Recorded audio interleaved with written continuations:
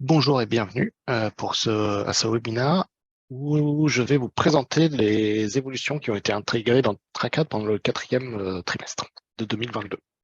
Je ne vais pas présenter toutes les évolutions, mais vous pouvez toujours aller voir les nouvelles évolutions qui sont mises en ligne toutes les 2 semaines dans notre outil de communication qui est intégré à TRACAD et auquel vous pouvez accéder en haut à droite en appuyant sur le bouton qui vous montre, et je vous montrerai pendant la démo où vous pouvez y accéder.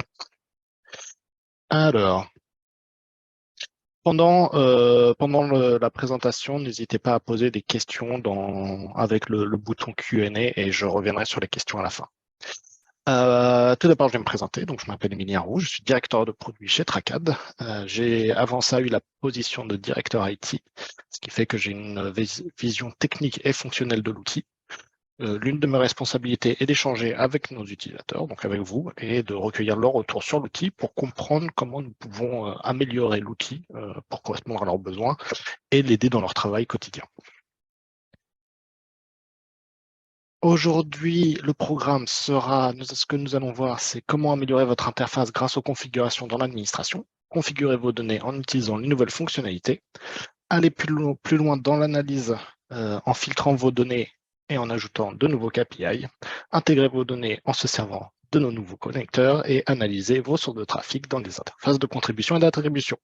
Et comme je disais, nous finirons par un Q&A, donc n'hésitez pas à poser vos questions pendant la présentation. Alors, nous allons commencer par améliorer votre interface grâce aux configurations dans l'administration. Dans cette partie, en fait, nous allons voir des nouveautés qui vous permettent de personnaliser votre interface pour améliorer l'analyse des données de vos sources. Alors, pour cela, nous avons ajouté une possibilité de choisir une source de trafic lorsque vous créez une source dans l'administration. Vous pouvez facilement trouver la source de trafic en cherchant le nom. Et nous avons aussi ajouté les logos de manière à pouvoir trouver la source que vous cherchez plus facilement. En ajoutant cette information, lorsque vous créez une source, vous aurez accès à un lien rapide dans votre compte, lorsque vous allez sur la vue détaillée d'une source, et vous pourrez aussi voir les logos dans le chemin de conversion. Si jamais vous voyez qu'il manque une source de trafic dans cette liste, n'hésitez pas à nous le dire et nous l'ajouterons. Et alors, je vais maintenant vous montrer comment faire cela. Hop. Donc, voici l'administration. Lorsque je vais pour créer une source, j'ai oublié un autre point. Vous pouvez aussi maintenant rajouter votre photo en haut à droite. Ce n'est pas à l'heure actuelle, tout ce que ça va faire, c'est modifier votre interface, mais dans le futur, nous utiliserons cette information de manière à mieux identifier les utilisateurs dans toutes les fonctionnalités collaboratives. Donc, pour la création d'une source, lorsque je suis dans l'administration, je peux créer une source. Et ici, je peux facilement retrouver les sources, telles que Facebook, et créer ma source de trafic. Une fois qu'elle est créée et configurée, lorsque je vais dans la vue détaillée de ma source, je peux retrouver son logo et le bouton Aller dans l'interface. En cliquant dans Aller dans l'interface, je suis renvoyé vers l'interface d'administration de Facebook. Alors, il est à noter que on ne vous logue pas automatiquement dans votre compte. Il faut vous loguer. Donc là, j'étais déjà logué, donc j'arrive dans l'interface déjà logué. Mais cela vous permet d'avoir un raccourci plus rapide lorsque vous voulez accéder rapidement à l'administration de votre source de trafic. Et le deuxième point que j'avais dit, c'était dans les chemins de conversion. Maintenant, vous pouvez facilement retrouver les sources de trafic qui ont participé grâce au logo. Et si vous voulez ajouter votre photo en haut à droite, il vous suffit d'aller dans Mon compte. Et ici, dans Icône de l'utilisateur, vous pouvez rajouter votre photo. Voilà pour la première partie. Nous pouvons maintenant passer à la deuxième partie, configurer vos données en utilisant les nouvelles fonctionnalités. Nous avons ajouté dans l'administration de TRACAD 2 possibilités de mettre à jour les coûts marketing de manière à récupérer les bonnes informations dans votre TRACAD. La première évolution, c'est la commission sur les coûts. Donc, il s'agit d'une commission que vous pouvez appliquer sur les coûts qui sont automatiquement importés grâce à TRACAD Collector afin d'avoir la valeur que vous souhaitez. Ce qu'il faut savoir, c'est que par défaut, lorsqu'on récupère les informations via Tracat Collector, on récupère les coûts marketing hors taxes. Mais si, par exemple, dans l'interface de Tracat, vous voulez avoir les coûts avec des taxes ou vous voulez rajouter les frais d'agence, vous pouvez aller ici, créer une commission, l'appliquer sur une source de trafic et comme ça, automatiquement, on appliquera cette commission à chaque fois. Ce qu'il faut savoir, c'est que cette commission n'est pas appliquée sur tout ce qui est commission CPO, parce que les commissions CPO, nous les calculons en fonction des règles que vous avez définies et nous ne la récupérons pas depuis les sources de trafic. Lorsque vous créez des coûts supplémentaires aussi, cette commission n'est pas appliquée. Et enfin, pour tous les coûts entrés manuellement dans l'interface, les coûts ne sont pas appliqués. Les coûts, les commissions. Deuxième point, c'est la règle de coût. Donc, cette évolution, elle vous permet de définir des règles pour le calcul des coûts pour des sources de trafic pour lesquelles on ne peut pas récupérer l'information des coûts. Ça peut être le cas, par exemple, pour une source de trafic qui n'a pas d'interface ou pas d'API. Ça peut être aussi le cas pour une source de trafic où on peut récupérer le nombre d'impressions, le nombre de clics, mais pas le coût marketing parce que ça ne fait pas partie des informations qu'ils partagent. Et ça peut aussi être le cas lorsque vous travaillez avec des applications et que vous avez un coût par application, par installation d'application, et que vous voulez le mettre en place. Donc, vous pouvez maintenant le faire dans l'administration. Et laissez-moi vous montrer où est-ce qu'on peut aller pour ça. Alors, pour les commissions sur coût, il vous suffit d'aller dans l'administration, dans investissement et commissions sur coût. Ici, vous pourrez créer des commissions. Vous pouvez créer des commissions pour une période, si jamais c'est quelque chose qui est temporaire. Vous pouvez même choisir plusieurs sources. Par exemple, si jamais vous avez plusieurs Google qui sont utilisés, gérés par une agence et que vous voulez ajouter les coûts d'agence sur toutes ces sources, vous pouvez le faire assez facilement. Et enfin, ici, vous pouvez rentrer la commission. Pour les règles de coût, donc ici, et les voici.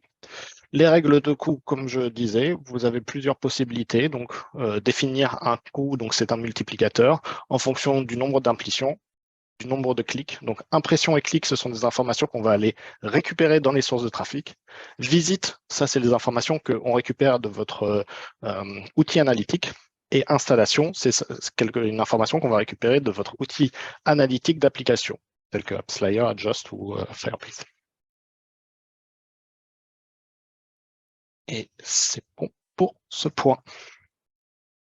Encore une fois, si jamais vous avez des questions, n'hésitez pas à les ajouter dans la partie Q&A. Allez plus loin dans l'analyse en filtrant vos données et en ajoutant de nouveaux KPI. Alors, dans cette partie, nous allons voir les nouveaux filtres qui ont été ajoutés pour l'analyse des performances, les nouveaux KPI ajoutés et aussi une possibilité de configurer vos alertes KPI. En fait, je vais aller directement dans l'interface parce que ça sera plus facile. Hop. Donc, sur cette partie, ce que nous allons voir, c'est les filtres avancés qui ont été rajoutés dans la vue de performance. Donc, hop, ici, comme j'ai fait un clic, ça ne se voit plus. Donc, ici, lorsque je vais dans Source Performance Générale, j'ai ce bouton Filtre avancé qui va me permettre de faire des filtres sur les UTM. Donc, par exemple, ici, si je veux récupérer des informations sur une campagne qui peut être transverse à plusieurs sources de trafic, je vais pouvoir faire une recherche TV appliquée. Et ici, toutes les informations vont être mises à jour de manière à ne voir que pour ces sources de trafic, ce qui se passe lorsque le thème campagne contient l'information TV. Donc ici, évidemment, ça a un impact sur le nombre de visites, les pages vues, mais aussi sur le nombre de commandes. Et comme ça, vous pouvez voir globalement sur ma campagne TV quel a été mes coûts, mes visites et les résultats pour chaque source de trafic. Deuxième point, dans ces filtres avancés, il y a la possibilité de filtrer en se basant sur les KPI. Par exemple, ici, je veux voir des informations de ma campagne TV, mais seulement pour les sources qui ont plus de 100 commandes. Hop. je peux appliquer et de manière à ne pouvoir récupérer que les informations sur mes sources de trafic qui contiennent TV et qui ont plus de 100 commandes générées. Donc ces filtres marchent indépendamment, c'est-à-dire que je peux aussi, par exemple, ne chercher que en général mes sources qui ont plus de 100 commandes, sans avoir à filtrer sur les UTM. Et donc ici, vous pourrez retrouver, en fonction de certains critères, les sources de trafic que vous recherchez. Le deuxième point est sur la comparaison de périodes.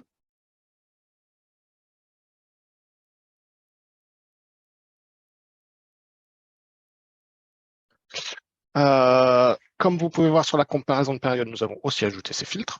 Donc, vous pouvez faire exactement le même travail sur la comparaison de période. Mais le point supplémentaire, c'est que nous avons rajouté tous les KPI tels que vous pouvez les avoir sur la vue de performance de vos sources de trafic.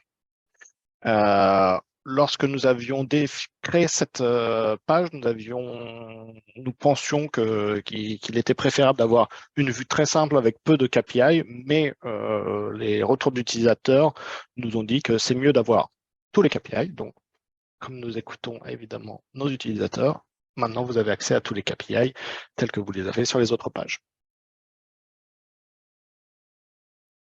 Et enfin, le dernier point, c'est sur les alertes KPI. Donc, nous avons ajouté au niveau des alertes KPI une date de début et une date de fin, de manière à ce que vous puissiez configurer vos analyses pour une période donnée. Par exemple, si vous voulez mettre une alerte pour une période de solde ou si vous voulez suivre différents critères en fonction de trimestre, vous pouvez déjà configurer tout maintenant et vous n'avez pas besoin d'avoir à configurer au début de la période et à la retirer une fois que la période est finie. Donc, comme avant, vous pouvez ne pas mettre de date de début et de date de fin, l'alerte sera toujours active, ou alors vous pouvez rajouter une date de début et une date de fin, et dans ce cas-là, vous ne recevrez l'alerte en fonction des critères seulement pour ces dates. À noter que l'alerte l'alerte sera arrêtée après la date de fin.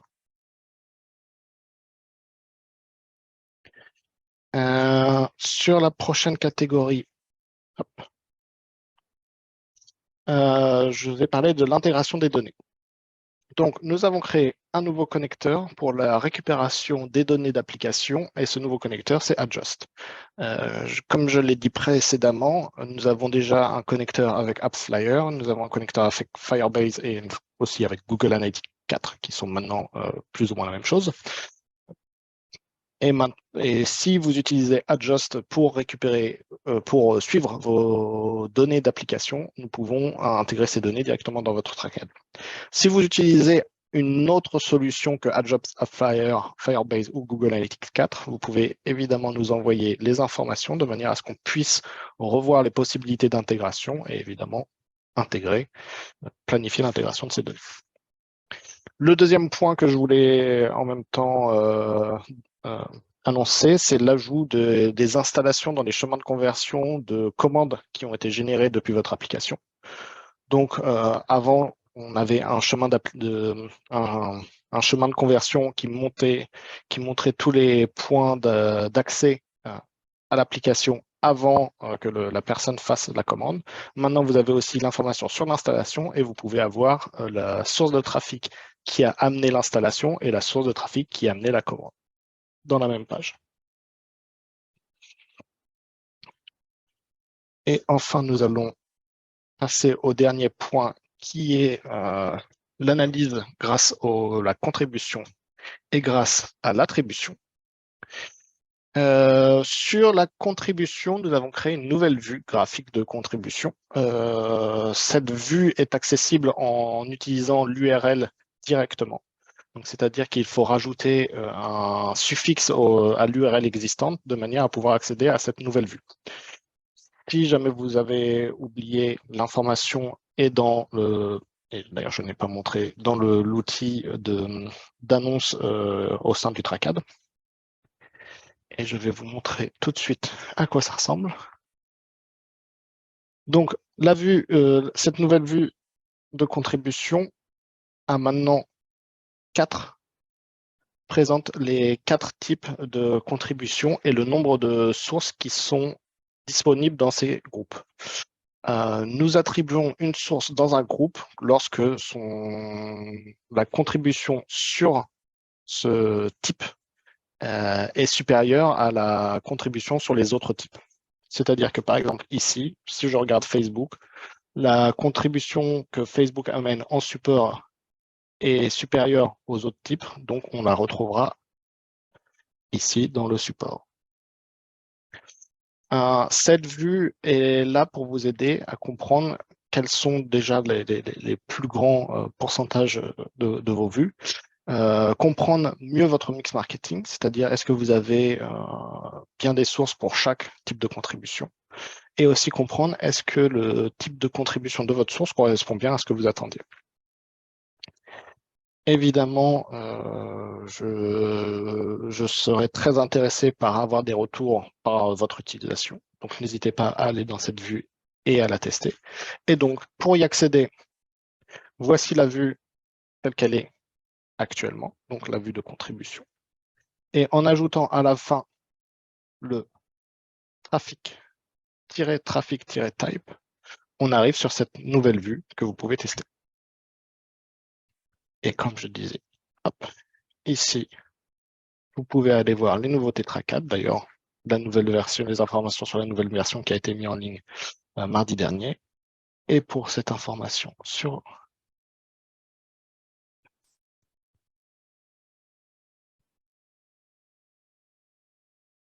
évidemment, c'était il y a longtemps.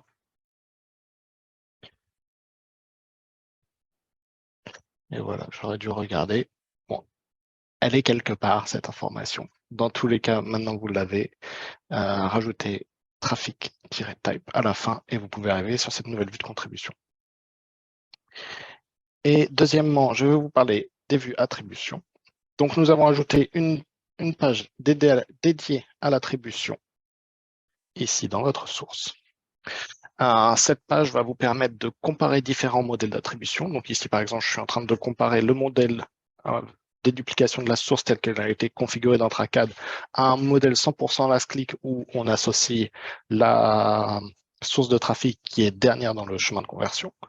Mais nous avons d'autres modèles. Donc, vous pouvez aussi choisir le 100% first click qui associera la source toujours à son first click, 50% first, 50% last, donc moitié-moitié. La participation, dans ce modèle, il faut savoir que nous prenons en compte toutes les contributions de source. Donc, cela signifie qu'une source du chemin de conversion se verra attribuer une commande et le revenu de cette commande. C'est-à-dire que si dans le chemin de conversion, il y a 5 sources différentes, les 5 sources se verront attribuer cette commande. C'est pour ça que lorsque vous regardez la vue participation, vous allez voir plus de commandes parce que les commandes sont attribuées à 100%. Si jamais si jamais vous voulez voir d'une façon plus linéaire, donc la partie linéaire, dans ce modèle, nous distribuons uniformément une commande entre tous les points de contact du chemin de conversion. Donc, ce qu'il faut noter, c'est que si une source apparaît plusieurs fois dans le chemin de conversion, elle aura plus de poids qu'une source qui n'apparaît qu'une seule fois. Hop. Le time decay, c'est un modèle d'attribution qui apporte plus de poids aux interactions qui sont plus proches de la date de la commande. Et en fait, le last click est le plus élevé et plus le clic est loin de la date de commande, plus le poids que l'on lui attribue est faible. La partie personnalisée, ici, vous pouvez choisir quel pourcentage vous allez appliquer au first click, aux assisted click et au last click. Et vous avez évidemment pu voir ici un test émilien. Donc, ce qu'il faut savoir, c'est qu'en ce moment, nous sommes en train de tester des modèles plus avancés, tels que le data-driven, les modèles personnalisables. Dès que nous aurons des résultats, nous allons les partager avec vous. Si jamais vous êtes intéressé par tester ces modèles d'attribution, vous pouvez me dire et nous pourrons vous donner plus d'informations et vous intégrer au pool de testeurs de manière à ce que vous puissiez nous donner vos feedbacks sur les résultats. Et voilà, cela conclut ma présentation. Et on va pouvoir passer aux questions et réponses. Tac, hop, pardon, c'est là. Alors, est-ce qu'un projet que connecteur avec piano est prévu? Alors oui, nous avons en fait déjà un connecteur avec Piano Analytics. D'ailleurs, pour les outils analytiques web, nous sommes déjà connectés avec Google Analytics Universal, Google Analytics 4, Piano Analytics. Et je vais commencer à oublier quels sont les autres. Matomo. I- Ah, je sais où est-ce que je peux retrouver cette information parce qu'on a mis des mises à jour sur certains d'entre eux. Matomo, eTracker, Piano Analytics, Go Analytics 4. Donc, on a amélioré les intégrations.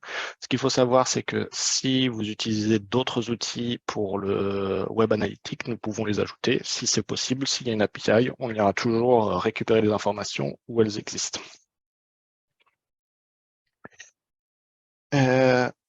Comment mettre des coûts dans l'interface? Ah, ça doit être la question sur sur la commission. Donc, en effet, il existe un endroit. Donc, les coûts sur lesquels il n'y aura pas de commission, c'est les coûts additionnels. Donc, qui peuvent être ajoutés ici, où vous pouvez définir un coût qui va être mis sur une certaine période. Donc, ça peut être, par exemple, quelque chose qu'on ne peut pas récupérer automatiquement, tel que le travail d'un designer, une agence SEO. Donc, ici, on peut définir une période, un coût, et ça va être appliqué sur la source de trafic. Et enfin, la gestion par source. Donc, c'est un endroit où vous pouvez manuellement rentrer les coûts de la source de trafic. Alors, évidemment, ça n'a pas été ajouté pour les utilisateurs, mais plus pour donner accès à une agence ou à une source de trafic qui n'aurait pas la possibilité d'échanger automatiquement les informations des coûts marketing. Et dans ce cas-là, vous pouvez leur donner un accès pour qu'ils rentrent manuellement à la main ces informations.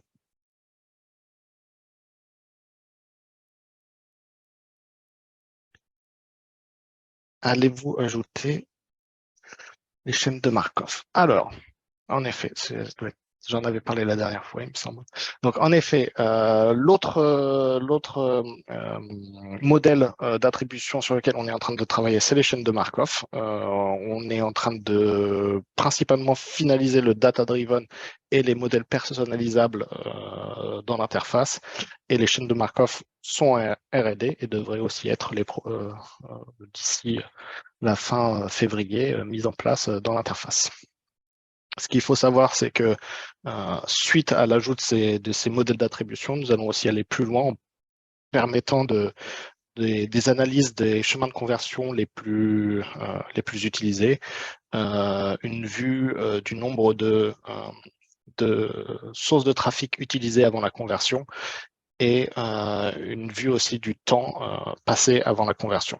Ces informations, vous pouvez déjà y accéder via un rapport, mais l'idée, c'est de rajouter ces informations dans l'interface pour que, au niveau de l'attribution, vous ayez toutes les informations qui sont nécessaires à l'analyse de vos données.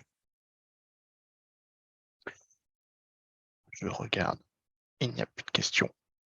Et donc voilà. Donc cela conclut la présentation d'aujourd'hui. Merci à tous les participants. Merci pour les questions. Donc ici, vous pouvez voir mes informations. Si jamais vous avez des questions supplémentaires, n'hésitez pas à me contacter. Si jamais vous voulez faire des retours sur l'utilisation ou sur certaines parties que vous avez vues dans Tracad, encore une fois, n'hésitez pas. Nous sommes toujours heureux de parler avec les utilisateurs et c'est la façon dont on arrive à faire évoluer les interfaces.